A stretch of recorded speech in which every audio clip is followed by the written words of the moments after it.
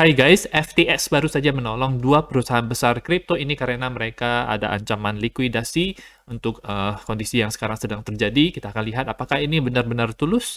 Kita juga akan lihat pergerakan whale dan pergerakan harga Bitcoin. Nama saya Kelby dan saya menyajikan informasi seputar fundamental, technical, dan on-chain analysis. Tonton video ini sampai akhir agar informasinya lengkap dan bermanfaat. Kita akan lihat dulu Bitcoin di time frame 4 jam, di mana ini dia sudah sempat naik dari 17.500-an sampai ke 21.700, tetapi dia ditahan di garis resistance ini. Mungkin bisa diatur sedikit, berarti dia garis resistance-nya ini sekarang berada di sini. Oke, dan dari situ dia akan turun, dari situ sedang dalam proses turun, dia sudah break dari trend line atasnya ini. Dan prediksi untuk harganya itu adalah skenario pertama, dia bisa ke Fibonacci Golden Pocket di sini, di sekitar 19 ribuan di daerah situ. Kemudian bisa juga ke daerah yang lebih rendah lagi, karena ini cukup banyak whale yang memasukkan Bitcoin ke exchange untuk dijual. Jadi menurut saya dia bisa ke daerah yang lebih bawah lagi. Dan di sini baru dari situ kemungkinan bisa ada reversal. Di sini kalau misalnya kita lihat yang time frame weekly-nya itu ada 300 weekly moving average, di mana itu bisa menjadi garis support yang sangat kuat. Ketika dump corona itu terjadi, harga Bitcoin itu turun sampai pas ke 300 weekly moving average ini, ya. Jadi teman-teman lihat ini itu angkanya berada di 16.500-an, bisa ada potensi untuk menuju ke sana. 16.500-an, 16.600-an. Oke, dan kita balik lagi ke time frame 4 jam. Itu adalah skenario yang kedua, kemudian ke 16.500-an, berarti seperti ini. Namun ada juga skenario ketiga di mana dia bisa turun lagi dari sini, karena ini dia bisa membentuk pola 3 drive pattern, mana dia ada 3 penurunannya. Jadi ini merupakan yang pertama, habis itu kedua di sini, dan habis itu ketiga di sini. Mungkin bisa mencapai ke daerah yang lebih rendah lagi, yaitu di all time high sebelumnya di tahun 2019, yaitu di garis support ini di daerah 13.800 sampai ke 12 ribuan. Di situ adalah daerahnya.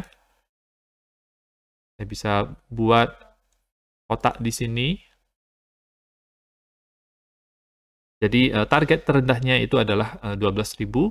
Kemudian kalau misalnya teman-teman mau membelinya, teman-teman bisa menaruh posisi di berbagai level di sini, mulai dari 18.000, 17.000, 16.000, 15.000, sampai ke 12.000. Jadi kalau misalnya kena berarti bagus, ya, karena itu berarti teman-teman sudah punya exposure terhadap Bitcoin di harga serendah ini. Dan menurut saya daerah 12.400, 14.000 ini itu support yang sangat kuat sekali. Pasti banyak pemain yang akan menunggu di daerah sana, dan kemungkinan besar akan akumulasi, akan sideways dulu setelah daripada dump ini. Sideways dulu, habis itu baru dia bisa melanjutkan kenaikannya, ya. Kalau misalnya tidak kena juga di daerah ini nggak apa-apa, tetapi teman-teman sudah taruh posisi di 18.000, 17.000, 16.000, di situ bisa ada kemungkinan untuk kena juga. Jadi yang penting ada exposure, yang penting teman-teman bisa mendapatkan harga Bitcoin yang sangat murah ini. Kalau kita lihat untuk time frame 4 jamnya, berarti sampai ke daerah sini. Oh, berarti seperti ini. Habis itu baru naik, ya. Jadi sama seperti ini skenarionya. Oke, untuk time frame 1 jam kita lihat. Untuk time frame 1 jamnya dia sudah breakdown dari garis trend line ini. Jadi sangat jelas sekali ya teman-teman.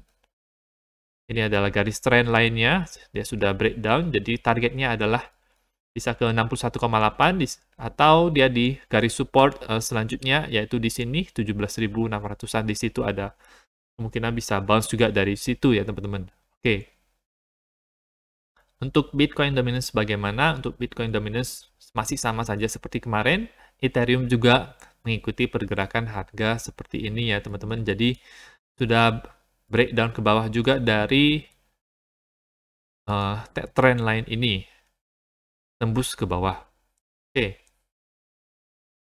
Dan kita akan lihat ini perusahaan pertama yang dibantu oleh Alameda dan FTX itu adalah Voyager yang merupakan kompetitor daripada Celsius. Mereka boleh meminjam 500 juta dolar untuk menyelamatkan mereka dari hal-hal yang berbahaya seperti kena likuidasi dan lain-lainnya.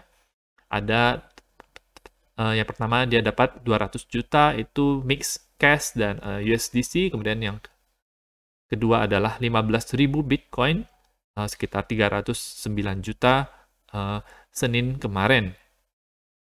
Dan ini ada BlockFi juga menerima 250 juta fasilitas kredit daripada FTX. Ya. Ini will be used to fulfill client balances. Jadi untuk memenuhi balance saldo-saldo customer-customernya untuk semua account-account yang ada. Oke, jadi ini adalah dari kemungkinan dari CEO-nya itu mereka menandatangani perjanjian ini.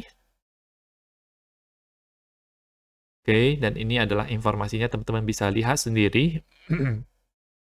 Tetapi apakah ini merupakan semacam langkah yang benar-benar tulus dari FTX dan Alameda?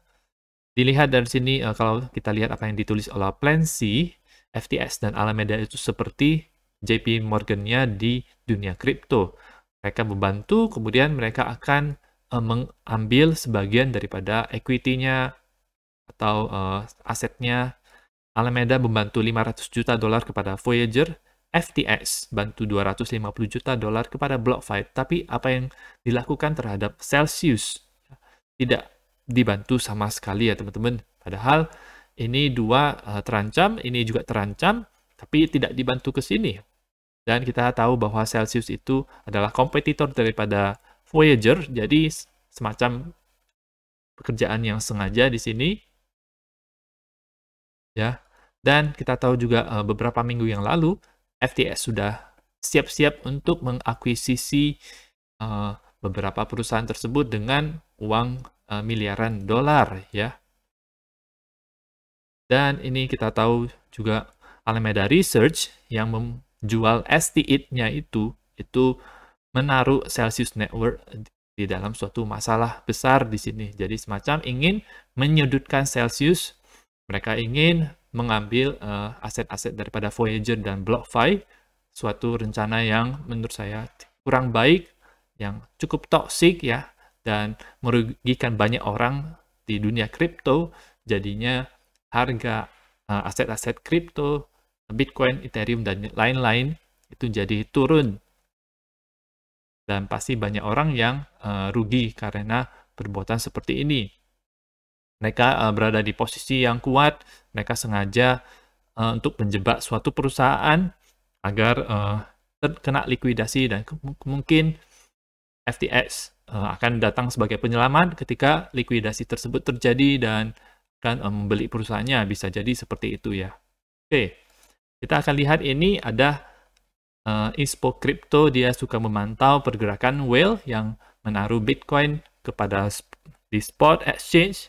Ada sekitar ini, jadi dia tweet jam 5 pagi, berarti 2 jam lalu itu adalah jam 3 pagi, 11.500 Bitcoin itu masuk ke exchange untuk di spotnya. Jadi bisa dibedakan ada dua, yang pertama adalah spot, yang kedua adalah derivatives untuk futures.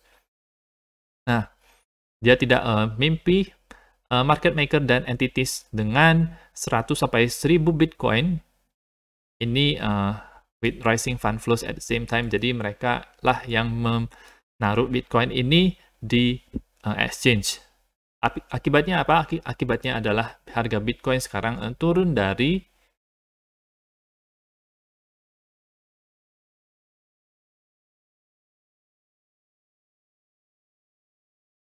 Dari tadi yang asalnya itu 21.600 turun sebanyak 6% ke sini ya. Jadi dari jam 3 pagi tadi, jadi berarti mereka jual sekitar di harga 21.000 dan sekarang berada di sini. Kita akan lihat pola daripada penurunan Bitcoin, kemungkinan ada 5 wave yang harus dia jalani, karena seperti ini, kemudian seperti ini. Kita akan lihat di bawah ini apa reaksinya, apakah bisa bounce lagi naik ke atas atau melanjutkan penurunannya itu ya. Dan jangan lupa juga di hari ini atau besok itu akan ada testimoni Powell yang mungkin akan membuat market itu semakin takut dan mungkin bisa terjadi sell off Bitcoin di situ. Nah, itu saja untuk informasi pada hari ini. Semoga bermanfaat. Tetap dukung channel saya dengan mengklik like dan subscribe dan nantikan video saya selanjutnya.